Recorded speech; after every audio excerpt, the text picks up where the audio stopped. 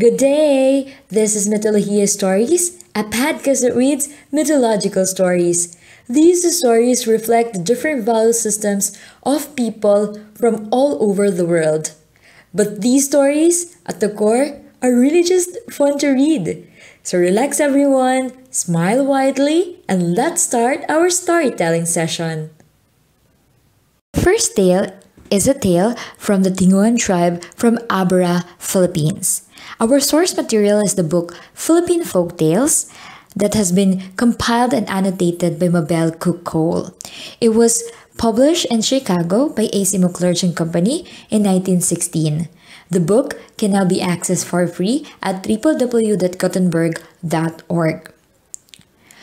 The Tinguan Tribes are natives who inhabit the rugged mountain region of northwestern Luzon. According to Ms. Cole's introduction, from time immemorial, they have been zealous headhunters, and their stories teem with references to customs and superstitions that are connected with their practices. In order to appreciate these tales to the fullest extent, we must understand the point of view of the Tinguan tribe. For him, they embody all the known traditions of the first times, of the people who inhabited the earth before the present race appeared, of the ancient heroes and their powers and achievements.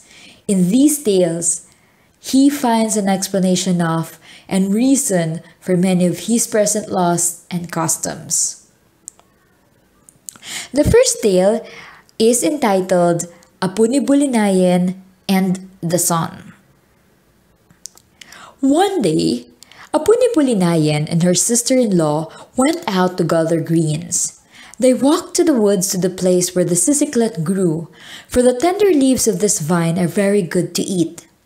Suddenly, while searching about in the underbrush, Aponibulinayen cried out with joy, for she had found the vine and she started to pick the leaves. Pull as hard as she would, however, the leaves did not come loose, and all at once the vine wound itself around her body and began carrying her upward.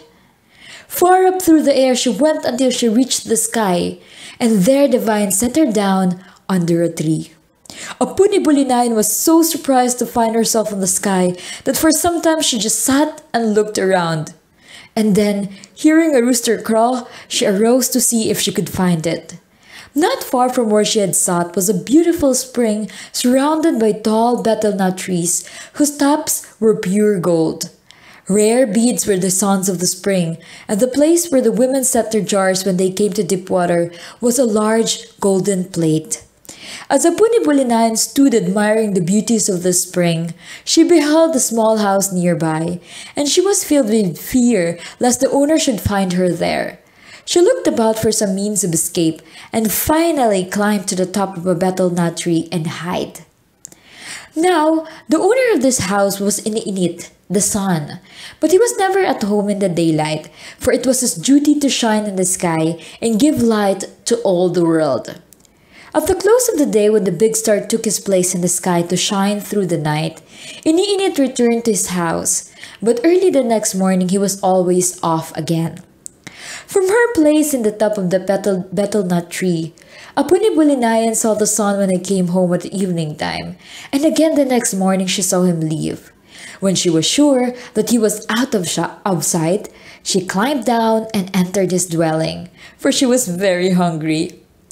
She cooked rice, and into a pot of boiling water she dropped a stick, which immediately became fish, so that she had all she wished to eat.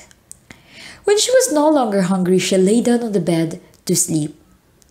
Now late in the afternoon, Iniinit returned from his work and went to fish in the river near his house. And he caught a big fish. While he sat on the bank cleaning his catch, he happened to look up toward his house and was startled to see that it appeared to be on fire. He hurried home, but when he reached the house, he saw that it was not burning at all, and he entered. On his bed, he beheld what looked like a flame of fire, but upon going closer, he found that it was a beautiful woman fast asleep. Iniinit stood for some time, wondering what he should do, and then he decided to cook some food and invite this lovely creature to eat with him. He put rice over the fire to boil and cut into pieces the fish he had caught. The noise of this awakened Aponibulinayen, and she slipped out of the house and back to the top of the betel nut tree. The son did not see her leave, and when the food was prepared, he called her, but the bed was empty and he had to eat alone. That night, Iniinit could not sleep well, for all the time he wondered who the beautiful woman could be. The next morning, however, he rose as usual and set forth to shine in the sky, for that was his work. That day, Aponibulinayen stole again to the house of the sun and cooked food, and when she returned to the betel nut tree, she left rice and fish ready for the son when he came home. Late in the afternoon, Iniinit went into his home, and when he found pots of hot rice and fish over the fire, he was greatly troubled. After he had eaten, he walked a long time in the fresh air. "Perhaps it is done by the lovely woman who looks like a flame of fire," he said. "If she comes again, I will try to catch her." The next day, the sun shone in the sky as before, and when the afternoon grew late, he called to the big star to hurry to take his place, for he was impatient to reach home. As he drew near the house, he saw that it again looked as if it was on fire. He crept quietly up the ladder, and when he had reached the top, he sprang in and shut the door behind him. Aponibulinayen, who was cooking rice over the fire, was surprised and angry that she had been caught. But the sun gave her betel nut, which was covered with gold, and they chewed together and told each other their names. Then Aponibulinayen took up the rice and fish, and as they ate, they talked together and became acquainted. After some time, Aponibulinayen and the sun were married, and every morning the sun went to shine in the sky, and upon his return at night, he found his supper ready for him. He began to be troubled, however, to know where the food came from, for though he brought home a fine fish every night, Aponibulinayen always refused to cook it. One night, he watched her prepare their meal, and he saw that instead of using the nice fish she had brought, she only dropped the stick into the pot of boiling water. "Why do you try to cook a stick?" asked Iniinit in surprise. "So that we can have fish to eat," answered his wife. "If you cook that stick for a month, it will not be soft," said Iniinit. "Take this fish that I caught in the net, for it will be good." But the Aponibulinayen only laughed at him. And when they were ready to eat, she took the cover off the pot, and there was plenty of nice, soft fish. The next night and the next, Aponibulinayen cooked the stick, and Iniinit became greatly troubled, for he saw that though the stick always supplied them with fish, it never grew smaller. Finally, he asked Aponibulinayen again why it was that she cooked the stick instead of the fish she brought, and she said, "Do you not know of the woman on earth who has magical power and can change things?" "Yes," answered the son, "and now I know that you have great power." "Well then," said his wife, "do not ask again why I cooked the stick." And they ate their supper of rice and the fish which the stick made. One night, not long after this, Aponibulinayen told her husband that she wanted to go with him the next day when he made light in the sky. "Oh no, you cannot," said the son, "for it is very hot up there, and you cannot stand the heat." "We will take many blankets and pillows," said the woman, "and when the heat becomes very great, I will hide under them." Again and again, Iniinit begged her not to go, but as often she insisted on accompanying him, and early in the morning they set out, carrying with them many blankets and pillows.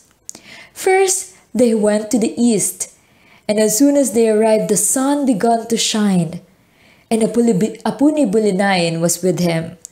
They traveled toward the west, but when morning had passed into noontime and they had reached the middle of the sky, Aponibulinayen was so hot that she melted and became oil. Then Iniinit put her into a bottle and wrapped her in the blankets and pillows and dropped her down to earth. Now one of the women of Aponibulinayen's town was at the spring dipping water when she heard something fall near her. Turning to look, she beheld a bundle of beautiful blankets and pillows, which she began to unroll, and inside she found the most beautiful woman she had ever seen. Frightened at her discovery, the woman ran as fast as she could to the town, where she called the people together and told them to come home at once to the spring. They all hastened to the spot, and there they found Aponibulinayen, for whom they had been searching everywhere. "Where have you been?" asked their father. "You have searched all over the world, and we could not find you." "I have come from Pindayan," answered Aponibulinayen. "Enemies of our people kept me there, till I made my escape while they were asleep at night." All were filled with joy that the lost one had returned, and they decided that at the next moon they would perform a ceremony for the spirits and invite all the relatives who were mourning for Aponibulinayen. So they began to prepare for the ceremony, and while they were pounding rice, Aponibulinayen asked her mother to prick her little finger where it itched, and as she did so, a beautiful baby boy popped out. The people were very much surprised at this, and they noticed that every time he was bathed, the baby grew very fast, so that in a short time he was able to walk. Then they were anxious to know who was the husband of Aponibulinayen, but she would not tell them, and they decided to invite everyone in the world to the ceremony, that they might not overlook him. They sent for the betel nuts that were covered with gold, and when they had oiled them, they commanded them to go to all the towns and compel the people to come to the ceremony. "If anyone refuses to come, grow on his knee," said the people, and the betel nuts departed to do as they were bidden. As the guests began to arrive, the people watched carefully for one who might be the husband of Aponibulinayen, but none appeared, and they were greatly troubled. Finally, they went to the old woman, Alukuten, who was able to talk with the spirits, and begged her to find what town had not been visited by the betel nuts, which had been sent to invite the people. After she had consulted the spirits, the old woman said, "You have invited all the people except Ini-Init, who lives up above. Now you must send the betel nut to summon him. It may be that he is the husband of Aponibulinayen, for the sisiclet vine carried her up when she went to gather greens." So betel nut was called and bidden to summon Ini-Init. The betel nut went up to the house, who was in his house, and said, "Good morning, son. I have come to summon you to a ceremony which the father and mother of Aponibulinayen are making for the spirits. If you do not want to go, I will grow on your head." "Grow on my head," said the son. "I do not wish to go." So the betel nut jumped upon his head and grew until it became so tall that the son was not able to carry it, and he was in great pain. "Oh, grow on my pig," begged the son. So the betel nut jumped upon the pig's head and grew, but it was so heavy that the pig could not carry it and squealed all the time. At last, the son saw that he would have to obey the summons, and he said to the betel nut, "Get off my pig, and I will go." So Ini-Init came to the ceremony, and as soon as Aponibulinayen and the baby saw him, they were very happy and ran to meet him. Then the people knew that this was the husband of Aponibulinayen, and they waited eagerly for him to come up to them. As he drew near, however, they saw that he did not walk, for he was round. And then they perceived that he was not a man, but a large stone. All her relatives were very angry to find that Aponibulinayen had married the stone, and they compelled her to take off her beads and her good clothes, for they said she must now dress in old clothes and go again to live with the stone. So Aponibulinayen put on the rugs that they brought her, and at once set out with the stone for his home. No sooner had they arrived there, however, than he became a handsome man, and they were very happy. "In one moon," said the son, "we will make a ceremony for the spirits, and I will pay your father and mother the marriage price for you." These pleased Aponibulinayen very much, and they used magic so that they had many neighbors who came to pound rice for them and to build a large spirit house.